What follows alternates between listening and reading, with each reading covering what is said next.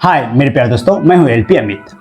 आज हम आप सबके जितने भी कमेंट्स थे जो कि हमें लगा कि लेना चाहिए उस पर बात करेंगे। और जो भी डाउट्स है ऐसे ही अगर आपका थोड़ा थोड़ा हल्का फल्का जो भी अभी आपका साइको दिए हैं, जाएंगे आप मेडिकल में, चाहे वो मेडिकल से रिलेटेड हो चाहे वो डीवी से रिलेटेड हो। हालांकि अभी आपका जब साइको का रिजल्ट हो जाएगा ना, तब हम डीवी पर क्लियर इस पर बात भी करेंगे, है ना। तो जो भी आपका प्रॉब्लम हो जब आप कमेंट वहां पर कर देंगे तो। और की सबसे बड़ी बात है कि अभी जैसे हम पोस्ट करते थे अपनी कम्युनिटी पर, यूट्यूब पर पोस्ट करते थे कुछ भी, तो आप उनको पढ़ सकते थे।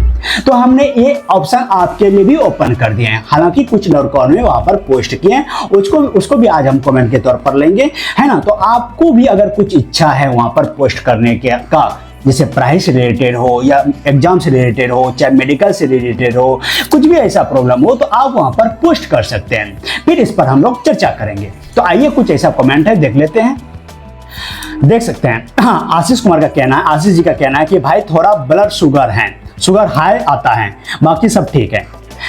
ब्लड शुगर अभी से यानी कि आपका उम्र जो है 30 प्लस है, मैं मान सकता हूं।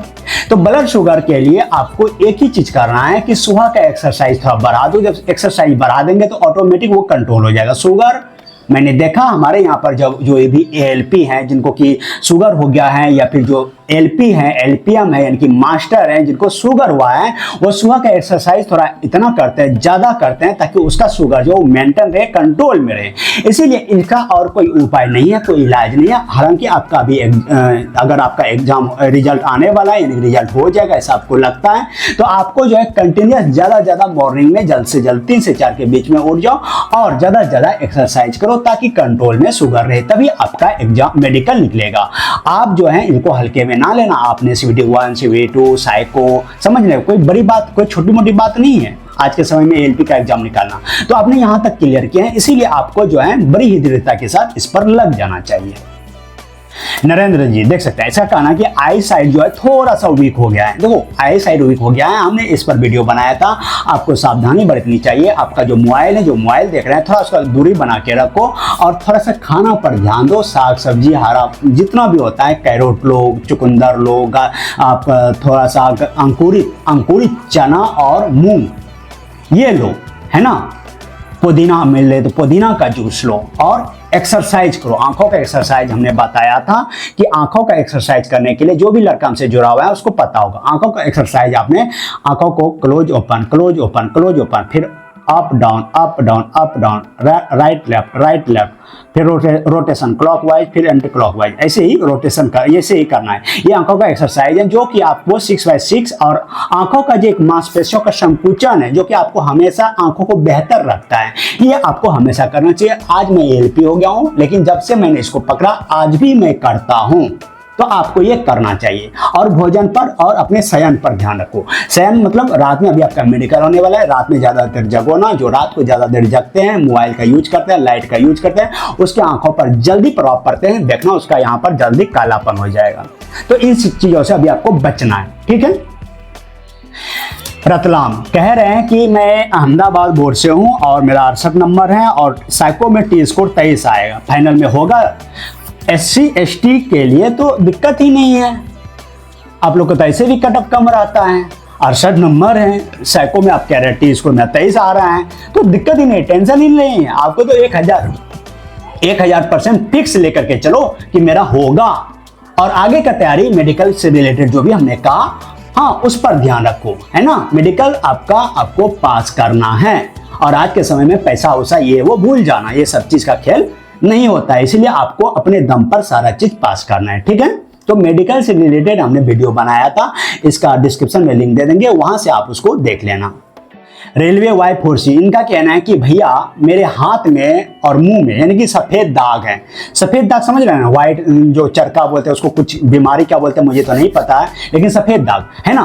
तो वो जो है रेलवे को उससे रिलेटेड आपको कोई भी तरह का प्रॉब्लम नहीं करता है ना। देखो रेलवे में अगर आपका कोई उंगली कटा हुआ है या फिर आपका उंगली एक होता है ना ज्वाइंट उंगली हो जाता है ना, या फिर सफेद दाग हो गया, ये सब चीज को लेकर के मेडिकल में नहीं छाटा जाता है। अगर आप एएलपी में आइए चाहे एनटीपीसी के किसी भी पद पर आइए, पाइए और रेलवे आपको नहीं छांटता है। खासकर एएलपी में देखो, एएलपी का मैंने बार बार बात करता हूँ, जब भी बात करता हूँ तो आपका आंख खराब तो सब खराब, आंख ठीक सब ठीक, 2 पैर हैं 2 हाथ हैं, यानी कि आप गाड़ी चला लेंगे, गाड़ी पे चढ़ जाएंगे तो बस का पिया, आप पैर से आप आ ही जाएंगे, कहने का मतलब चलने में थोड़ा करते हैं, उसको क्या बोलते हैं, दिव्यांग बोलते हैं आजकल, तो कोई दिक्कत नहीं है, बस गाड़ी पर आप चढ़ पा रहे हैं, उतर पा रहे हैं, लाठी का सहारा नहीं लेते हैं तो आप एएलपी बनने में सक्षम है, किसी भी प्रकार का कोई तरह का परेशानी नहीं है, तो आपको आगे का प्रिपरेशन करना चाहिए। ये कह रहे हैं मैं 3735 कह रहे हैं कि एक आंख जो है मेरा 6/9 है, तो क्या मेरा एएलपी मेडिकल क्लियर होगा? एएलपी मेडिकल के लिए आपको हमेशा जो आई साइट है वो 6/6 यानी कि 6 mm के ऑब्जेक्ट को 6 मीटर के डिस्टेंस से आप क्लियरली देख पा रहे हैं, इसी को कहते हैं 6/6। तो दोनों आई साइड जो है वो 6/6 होना चाहिए। मेरे भी ग्रुप में जब मेरा मेडिकल हो रहा था तो उस समय एक लड़का का 6/9 पकड़ा गया और एक का 6/36 पकड़ा गया, तो 6/36 तो बहुत दूर चला गया, यानी कि उसको टेक्नीशियन में डाला गया, लेकिन 6/9 वाले को भी टेक्नीशियन में ही डाला गया, क्योंकि एएलपी के लिए किसी प्रकार का आंख में क्या बोलते हैं, आंख में किसी प्रकार का एडजस्टमेंट नहीं किया जाता है, क्योंकि अगर कोई बड़ा दुर्घटना होता है तो उस समय बहुत कुछ जांच होता है, चेकअप होता है, उस समय उस डॉक्टर को नहीं छोड़ा जाएगा, इसीलिए आपको आंख में किसी प्रकार का बक्सा नहीं जाएगा, इसीलिए आप 6/9 है तो आप एएलपी के मेडिकल के लिए क्लियर नहीं कर पाएंगे, यानी कि एएलपी में आप क्वालिफाई नहीं हो पाएंगे। आपको आगे की तैयारी पर जोर डालना चाहिए, जो आपका टेक्नीशियन है, और आने वाली वैकेंसी का भी आपको तैयारी करना चाहिए, ताकि जो है आपका भी एक पद कहीं ना कहीं हो जाए। टोनी का कहना है, देख सकते हैं, कह रहे हैं क्या क्वार्टर के बदले हम रनिंग रूम में रह सकते हैं? आजकल थोड़ा बहुत ब्लॉग आ जाता है मेरा, जो कि क्वार्टर से लेकर के रनिंग रूम तक हम दिखाते हैं, तो क्वार्टर से रनिंग रूम थोड़ा बेहतर होता है। रनिंग रूम तो रनिंग रूम है, वहाँ पर ऑफिसर आते रहते हैं, वहाँ पर इंस्पेक्शन यानी कि जांच होते रहते हैं, वहाँ पर तरह तरह के क्रू आते हैं, क्रू मेंबर ज़्यादा होते हैं तो रनिंग रूम पर ज़्यादा बड़ा होते हैं, एसी का वहाँ पर अवेलेबल एसी को लगाया, एसी रहता है, और पंखा यानी कि लाइट, हमेशा लाइट तो यहाँ भी रहते हैं, तो टाइल्स पत्तल दीवार वो ऐसा पुट्टी किया हुआ, तो रनिंग रूम तो रनिंग रूम है, क्वार्टर तो क्वार्टर है, तो क्वार्टर के बदले आप रनिंग रूम में नहीं रह सकते हैं। रनिंग रूम का मतलब हुआ रनिंग स्टाफ। रनिंग स्टाफ में कौन आते हैं? लोको पायलट यानी असिस्टेंट लोको पायलट और ट्रेन मैनेजर यानी कि गार्ड साहब, तो ये तीनों के लिए कंबाइंड क्रू रनिंग रूम रहते हैं। तो रनिंग रूम है, क्वार्टर क्वार्टर है, तो आप क्वार्टर में रह सकते हैं। रनिंग रूम में आप जब ड्यूटी जाएंगे तभी आप 8 से 16 घंटा तक रह सकते हैं, या 24 घंटा तक रहने देता है। जैसे हम लोग हावड़ा जाते हैं ना, कोई भी गाड़ी से हावड़ा जाते हैं तो वहाँ पर 24 घंटा मिनिमम रहना पड़ता है, मैक्सिमम 26 घंटा रहना पड़ता है, और अगर जगह 8 से 10 घंटा 12 घंटा 16 घंटा भी हो जाता है, ऐसा रहना पड़ता है, तो आप रनिंग रूम में परमानेंट नहीं रह सकते हैं, पुनः आपको क्वार्टर आना पड़ेगा, इसीलिए आप रनिंग रूम में नहीं रह सकते हैं। उम्मीद करेंगे ये जो भी कमेंट था आपका मैंने सब कोशिश का ले लिए, और 1-2 कमेंट छूटा है उस पर लॉन्ग वीडियो आएगा, क्योंकि थोड़ा उस पर बहस ज़्यादा होगा। उम्मीद करेंगे आपका ये वीडियो पसंद आपको आया होगा, और ज़्यादा से ज़्यादा शेयर करो, अपने जो भी है सहपाठी संबंधी उनको जोड़ो, ताकि मुझे भी और एनर्जी मिले और मैं खुलकर ज़्यादा से ज़्यादा समय आपको दूँ।